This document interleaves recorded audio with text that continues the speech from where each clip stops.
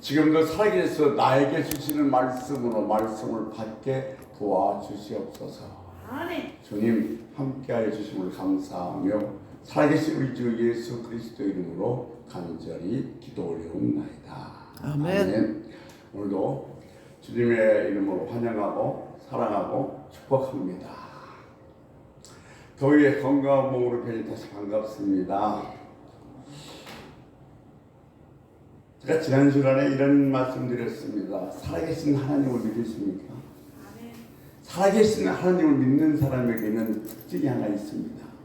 그것은 실망하지 않고 끝까지 기도를 포기하지 않는다는 겁니다. 아멘. 잠시 염려는 있고 때로는 또 걱정도 되지만 그럼에도 불구하고 하나님께서 살아계셔서 나를 위해서 역사하시고 뜻을 이룰 줄로 믿기에 어떤 일이 있어도 무슨 수가 발생해도 절대로 기도를 포기하지 않는다는 겁니다. 아멘. 우리는 하나님의 뜻이 있어서 부른 사람들입니다. 아멘. 때가 되면 하나님께서는 그 뜻을 반드시 이루실 겁니다. 이게 살아계신 하나님을 믿는 사람들에게는 이런 믿음이 필요합니다. 이런 믿음이 왜 우리에게 필요한가 하냐면 시대가 불확실합니다. 앞이 캄캄합니다. 도대체 앞을 분간할 수가 없기 때문에 앞이 안 보일지라도 그 안 보이는 앞을 볼 수 있는 믿음이 살아계신 하나님을 믿는 신앙이기 때문에 그렇습니다. 1952년도 7월 4일 날 캘리포니아 해변에서 이런 일이 일어났습니다. 그날은 안개가 자욱이 껴서 1m 정도도 시야를 확보하기가 힘들었습니다. 근데 이 캘리포니아 해변에서 21마일 떨어진 카타리라는 섬이 있는데 그 카타리라 섬은 아주 유명한 휴양지입니다. 근데 그런 아침에 그 섬에서 프렌치 체리라는 그 여자가 힘차게 바닷속으로 공을 던집니다. 그럼 들어가서 21마일 앞에 있는 캘리포니아 해변을 향해서 수영하기 시작했습니다. 그런 34살 먹은 수영선수 출신입니다. 그는 세계적인 기록을 내기 위해서 그 수영을 시작하게 된 것입니다. 많은 사람들이 흥분하면서 TV를 보면서 그 모습을 지켜보고 있었습니다. TV에서 가끔 총소리가 들리는데 그 총소리는 식인 상어들을 내쫓는 총소리였습니다. 그 최재희라는 여자가 당신에게 가장 고통스러운 일이 뭐냐고 물어봤더니 뼛속까지 들어온 차가운 바닷물이라고 얘기했습니다. 그는 11시간 15분을 수영해 왔습니다. 그러니까 21마일인데 20마일 반 정도는 수영해 왔습니다. 근데 그 순간 온몸이 쥐가 시작합니다. 그래서 더 이상 할 수 없다고 뒤에서 배를 타고 쫓아오는 코치와 어머니에게 포기하겠다는 신호를 보냈습니다. 그런데 그 코치와 어머니가 뭐라고 얘기냐면 야 코앞에가 목적지가 있어 포기하지 마라고 응원하면서 외치지만 결국 이 여인은 수영을 포기하고 말았습니다. 근데 포기하고 나서 배에 딱 올라탄 순간에 이 여인은 큰 아쉬움에 쌓이고 말았습니다. 왜냐하면 해변가가 바로 코앞이기 때문입니다. 이 체드이라는 여자가 왜 수영을 포기했는가? 지쳐서 물이 차가워서 힘이 들어서가 아니라 앞이 보이지 않았기 때문입니다. 앞이 보여서 반마일밖에 남지 않았다는 사실을 그가 알고 있었다면 아무리 힘들어도 참고 수영을 끝내 완성했을 것입니다. 그런데 앞이 보이지 않기 때문에 그 여자는 수영을 포기할 수밖에 없었습니다.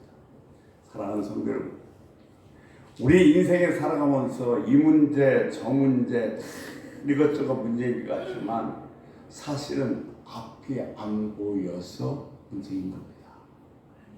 하나님의 약속이 믿어지지 않습니다. 하나님의 약속에 확증이 없습니다. 그러니까 뭐요? 그 불안함 때문에 포기하고 맙니다. 그리고 나중에 포기하지 않아도 됐는데 하면서 많은 아쉬움을 갖게 되어지는 겁니다.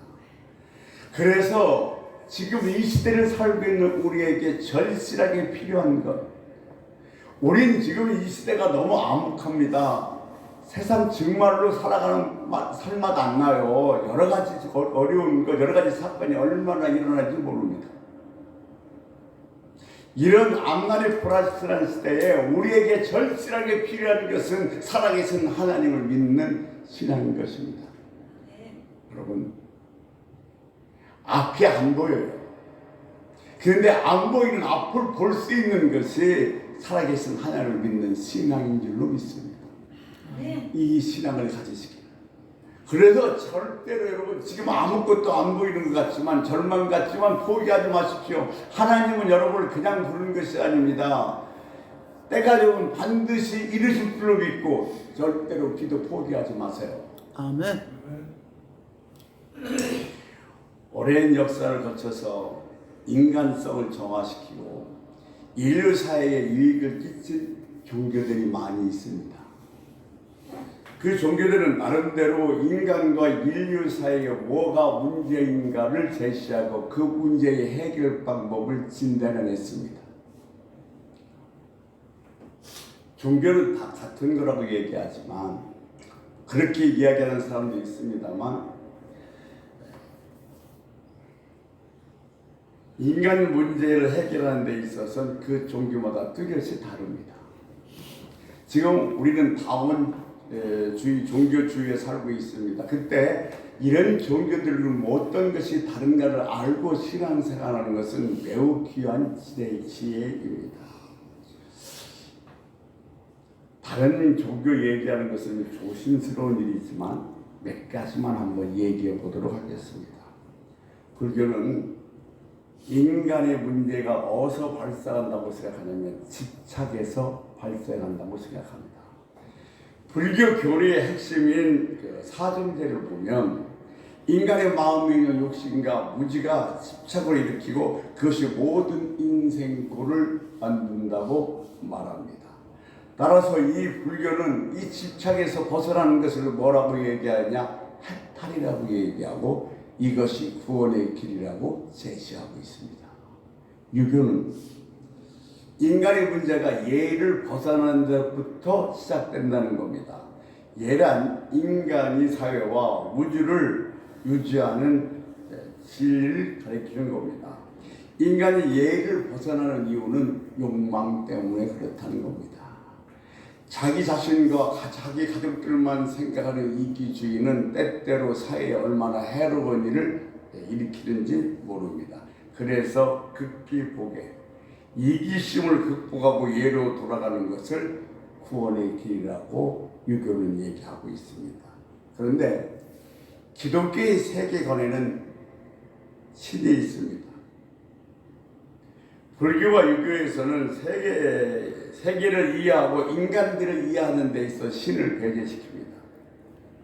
엄밀히 말하자면 불교와 유교는 종교가 아니라 철학에 가깝습니다. 그런데 반면 기독교에서는 신을 배제하고는 아무것도 말할 수가 없습니다. 인간의 문제 그리고 인류 사회의 문제 그것은 다 신과의 관계에서 발생한다고 기독교는 진단하고 있습니다. 기독교에서 얘기하는 신 하나님은 선의롭고 정의롭고 전능하신 분이십니다. 근데 그분이 창조하신 하나님께서 그 하나님이 세운 계획은 창세기 1장 2장을 보면 인간은 하나님을 섬기고 밑으로는 피조물을 다스리게 되어 있습니다. 그러니까 위로는 하나님과 사귀며 아래는 만물을 정말 다스리는 존재로 지어진 것입니다. 이 질서가 유지되는 한 만물은 제자리에 있고 만물은 제 역할을 하게 되어 있습니다. 그런데 이 질서가 무너지고 말았습니다. 타락한 그 천사 사단의 속임수에 넘어가서 하나님의 다스림을 받으며 살기를 거부한 겁니다. 그것이 아담과 하와가 선악과를 따먹은 이유였고 그 결과였습니다. 이후 인간은 스스로 하나님을 배제하고 자기가 하나님이 되어서 자기를 다스리며 자기 마음대로 인간을 살아가는 그런 신세가 돼서 사단의 노예로 전락해버리고 말았습니다. 근데 이렇게 원래의 질서가 깨지니까 우리의 삶에 많은 고통과 어려움과 또 두려움이 다가오게 되어져 있는 겁니다. 근데 이런 상태를 뭐라고 부르냐? 죄라고 부릅니다. 하나님을 떠난 결과로 인해서 생긴 죄입니다. 그러니까 죄라는 단어를 단수로 썼을 땐 하나님을 떠난 죄입니다. 이것을 우리는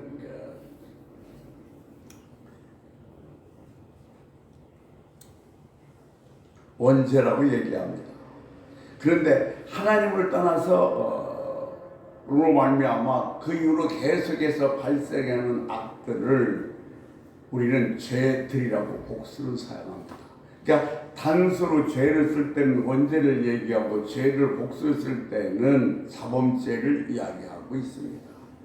비유로 말하자면 나무가 대지에서 뿌리째 뽑혔습니다. 그러면 잎은 시들고 열매는 부시르고 각종 벌레들이 달려들게 되어 있습니다. 그러니까 우리가 하나님에서 등을 돌리고 내가 신이 돼서 내 마음대로 살아가는 순간부터 우리 마음은 이기심이 들끓고 욕망으로 가득 차고 혈기를 주체할 수 없어서 사단의 유혹에 쉽게 빠져들 수밖에 없는 겁니다.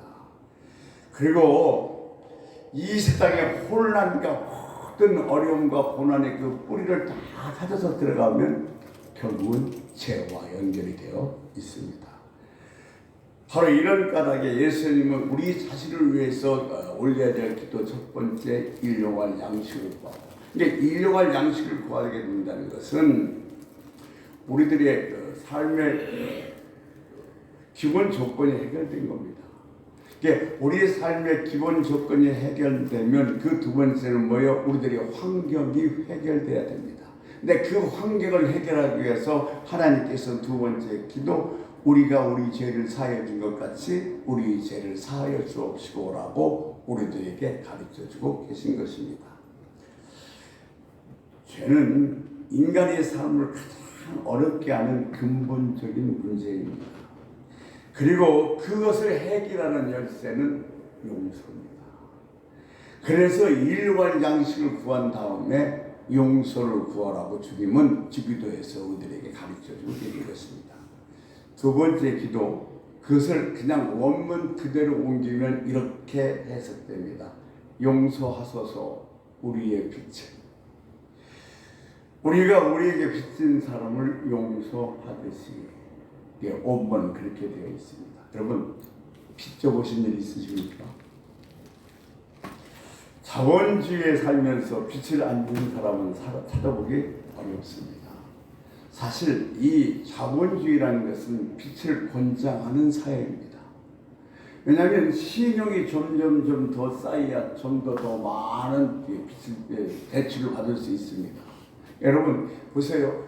은행에서 무슨 대출도 안 받고 카드도 안 쓰고 그러면 신용이 좋을 것 같지요? 신용 평가에서 별로 안 좋습니다. 대출도 자주 받고요, 이자도 꼬박꼬박 내고요, 자주 갚고 그러면요 신용이 높아서 더 많은 대출을 받을 수 있는 거예요. 결국 이 신용을 높여서 빚에 빚을 더 구하게 만드는 것이 소위 오늘날 우리들에게 살아가는 자본주의 시대라는 겁니다. 여러분 집 가진 사람들 보십시오. 다 빚이 있습니다. 대학생 한도를 보내려면 제 빚을 안 진 가족은 거의 없다시피 합니다. 그런데 그러다 보니까 우리들이 어떤 현상이 일어나면 빚을 우습게 보는 경향이 있습니다. 그 빚에 또 빚내고 빚에 또 빚내고, 그런데 그 빚을 우습게 보다 어느 날 그것이 팍 차서 나를 짓누르면 숨을 쉴 수가 없어요.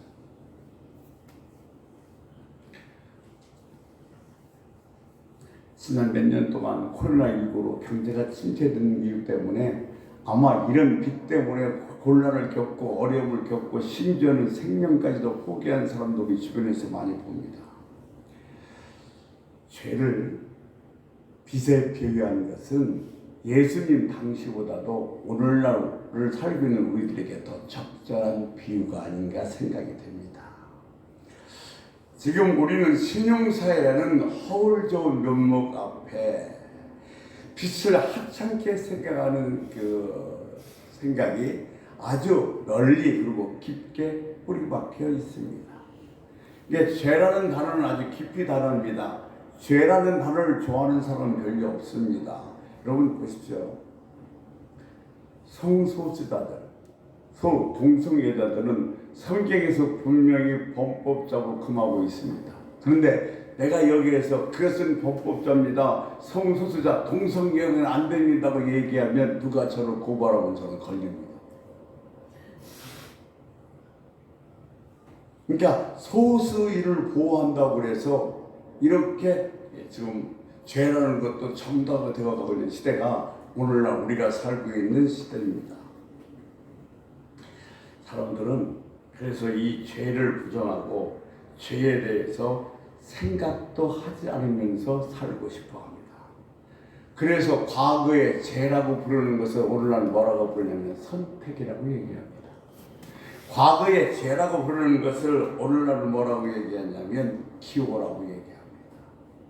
이렇게 지금 죄라는 단어를 기피하면서 자기도 모르는 사이에 점점점 죄를 쌓아가고 있는 것이 오늘날 우리들이 살아가는 사회의 현실인 것입니다. 그런데 문제는 아무리 다른 말로 바꿔서 표현하고 포장을 해도 죄는 죄입니다. 뜨거운 사랑이라고 얘기했지만 간음은 죄입니다. 표현의 자유라고 얘기하지만 다른 사람들을 험담하는 것은 죄입니다. 성경에서도 다른 사람을 험담하는 것을 아주 심각한 죄로 보고 있습니다. 야망이 비전이라고 비화를 시키지만 결국 그것도 탐욕이라는 죄인 겁니다. 그렇습니다. 우리는 죄를 너무 우습게 여기는 영향이 있습니다. 여러분 혹시 죄의 관리라는 얘기 들어보셨습니까? 자신이 즐기는 것은 죄에서 제외시키고 하나님의 눈치를 보면서 하나님에게 혼나지 않을 만큼 죄를 짓고 있는 것, 그것이 죄의 관리입니다. 달라스 윌드라는 사람이 이것을 죄의 관리라고 이야기를 했습니다. 그러니까 전적으로 죄를 포기하지 않고 하나님에게 혼나지 않을 만큼 죄를 즐기고 있는 사람들을 비꼬아서 하는 말입니다. 죄에 관리한다고. 여러분 돌이킬 수 없는 순간이 오기 전에 회개하고 죄를 멈춰야 됩니다.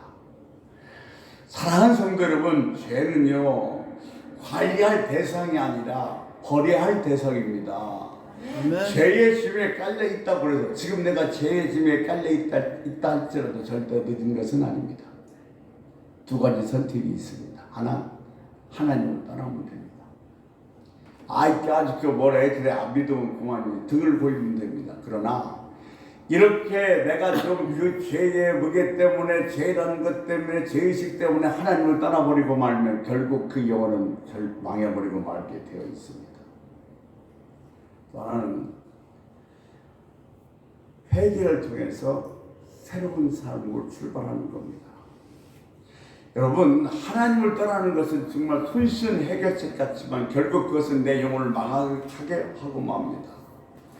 회개가 결코 쉬운 것은 아닙니다. 회개는 어렵습니다. 죄가 무거울수록 회개는 더 고통스럽고 힘이 듭니다. 우리는 이 두 번째 기도에서 하나 주목할 단어는 우리라는 단어입니다. 우리가 나의 죄를 용서해달라고 기도도 해야 되지만 오늘 본문에서 주님께서는 우리의 기도도, 우리의 죄도 용서해달라고 기도하라고 가르쳐주고 계십니다. 근데 하나님 앞에서 용서를 구할 죄는 내 죄만이 아니라 우리들의 죄도 용서해달라고 구해야 된다는 것입니다. 여러분, 우리 모두가 함께 지는 공통적인 죄 두 가지가 있습니다. 이것이 바로 인류가 공통적으로 지고 있는 죄인데 그 죄의 쉬운 예를 하나 보겠습니다. 오성 지하도 참사 사건을 말미암아 많은 사람들의 유명을 잃었습니다. 그리고 거기에 관련된 많은 공무원들은 이제 면직이 되어 치는 교도소도 가게 될지도 모릅니다. 그러면 여러분은 오성 지하도 참사 사건에 대해서 아무런 잘못이 없어요? 내가 거기에 간 것도 아니고 내가 거기에 사는 것도 아닌데 그게 나와 무슨 관계가 있습니까? 라고 여러분이 질문할지 모르겠습니다만 그 오성 지하도 참사 사건은 환경의 재앙으로 일어나는 거예요. 내가 그냥 함부로 버려버렸던 분리하지 않고 버렸던 그 쓰레기통으로 말미암아 환경이 오염되고 그 환경이 오염돼서 기후의 변화로 말미암아 엄청난 폭우가 쏟아지고 그 폭우가 쏟아서 뚝이 부러지고 지하도가 넘쳐서 수많은 생명이 이렇게 된 겁니다. 그러니까 거기에 대해서는 나도 뭐요? 그렇죠? 책임이 있는 거예요. 그래서 오늘 제가 여러분 이렇게 기도를 네 번째 부제를 뭐라고 됐냐면 공범이다. 우리도 공범입니다. 우리 잘못이 있습니다. 그러니까 우리는 그것이 나와 직접적으로 연관되지 않기 때문에 우리들이 죄에 대해서는 대단히 민감하지 못하고 둔감하지만 우리는 그 함께 짓는 이 공범에 대해서는 죄의식을 갖고 그 죄를 위해서도 용서를 구할 수 있는 기도를 해야 되는 줄로 믿습니다. 경제적인 문제도 마찬가지거든요. 왜 이런 엄청난 경제들이 문제가 생기고 은행에서 횡령하고 또 사기를 치고 또 전세 사기 하느냐면 이유는 간단해요. 인간들이 갖고 있는 탐욕 때문에 그렇습니다. 이 탐욕이 없어지지 않는 한 결국 이런 경제 범죄는 계속 일어날 수밖에 없습니다. 그러면 그 경제 범죄에 대해서는 나도 책임은 없는가? 그렇지 않다는 겁니다. 우리는 모든 일어난 일에 대해서 나도 일만의 책임을 느낄 수 있는 우리들이 죄라는 사실을 깨닫고 그에 대한 용서를 구할 수 있는 기도를 하라고 주님께서 오늘 두 번째 기도에게 우리들에게 용서를 가르쳐주고 계신 것입니다.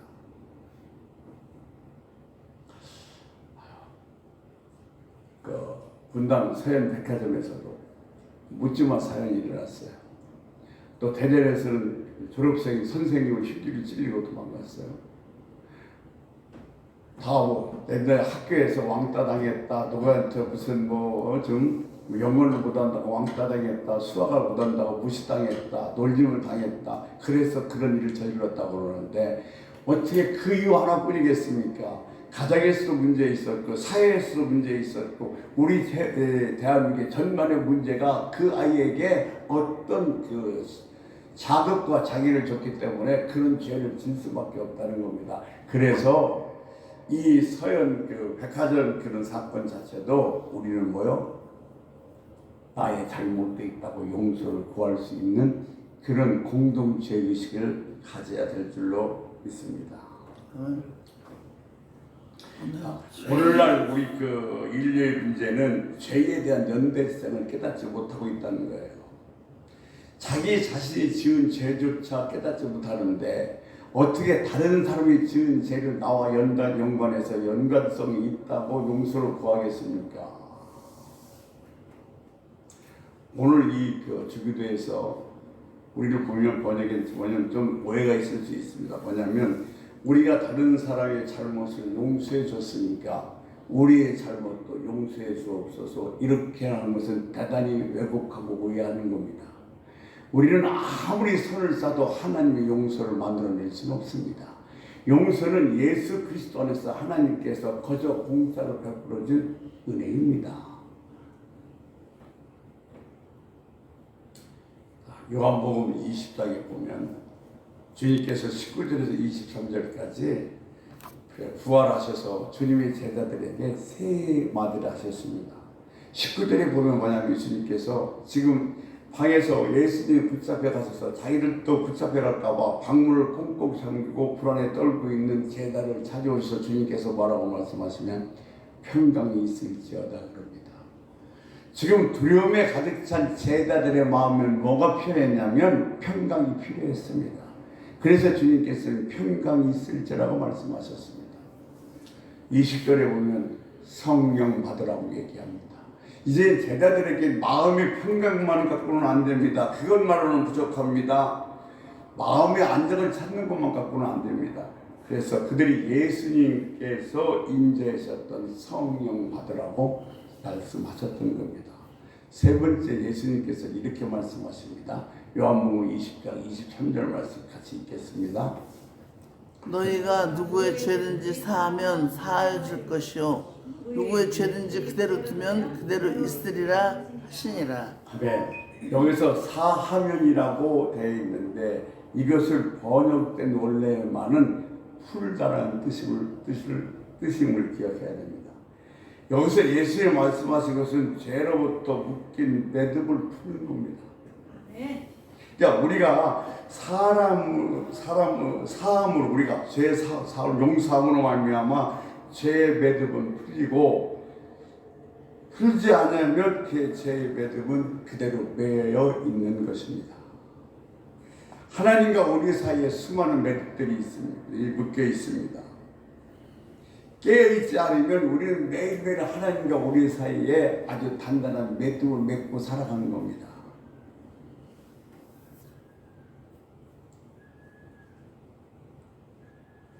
우리는 노개인과 분노를 부으면 자기 자신의 매듭을 만드는 겁니다.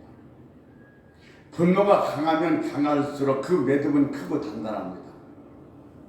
용서하지 않으면 그 분노가 내 삶을 지배하기 때문에 그렇습니다. 여러분, 그 분노를 어떤 방식이든지 다른 사람에게 표출하면 다른 사람과 나 사이에 매듭이 생겨지게 되는 겁니다.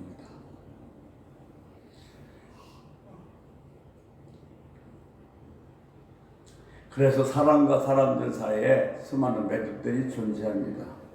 우리가 생사에서 겪는 모든 문제는 결국 이 매듭에서 오는 겁니다. 우리는 매일 하나님께 용서를 구함으로 이 매듭이 풀리도록 힘쓰고 동시에 이웃과 매듭을 용서로 풀어야 합니다. 그러니까 여러분, 그래서 주님께서 오늘 두 번째 기도를 통해서 용서받고 용서하는 일이 중요하다고 말씀하신 겁니다. 그래, 두 번째, 우리가 우리 죄를 사해 준 것 같이 우리 죄를 사하여 주옵시고라고 기도하라고 우리에게 가르쳐주고 계신 것입니다. 여러분, 우리들의 모든 문제의 근원의 뿌리는 죄에 있습니다. 이 죄의 매듭이 풀리지 않으면 우리는 어려움과 고난을 당할 수밖에 없습니다. 매일매일 깨어있어서 하나님과 매듭을 풀고 또 회개함으로 매듭을 풀고 이웃과 용서함으로써 그 매듭을 풀 수 있는 용서하고 용서하는 삶을 사는 복된 삶을 사시기를 주의 이름으로 소원합니다. 아멘. 우리 주의 한번 부르고 통성으로 기도하시다가 자연스럽게 마무리하겠습니다. 하나님, 내 안에 있는 매듭을, 하나님과의 관계의 매듭을 풀기를 원하고 내 안에 있는 많은 사람들과의 매듭을 풀기를 원합니다. 주여, 나에게 실수했고 나에게 잘못했고 나에게 뭔가 소리를 듣던 사람을 용서합니다. 이렇게 기도하시다가 자연스럽게 마무리하겠습니다. 주여 한번 부르시고 통성으로 기도하시겠습니다. 주여, 아버지 하나님께 우리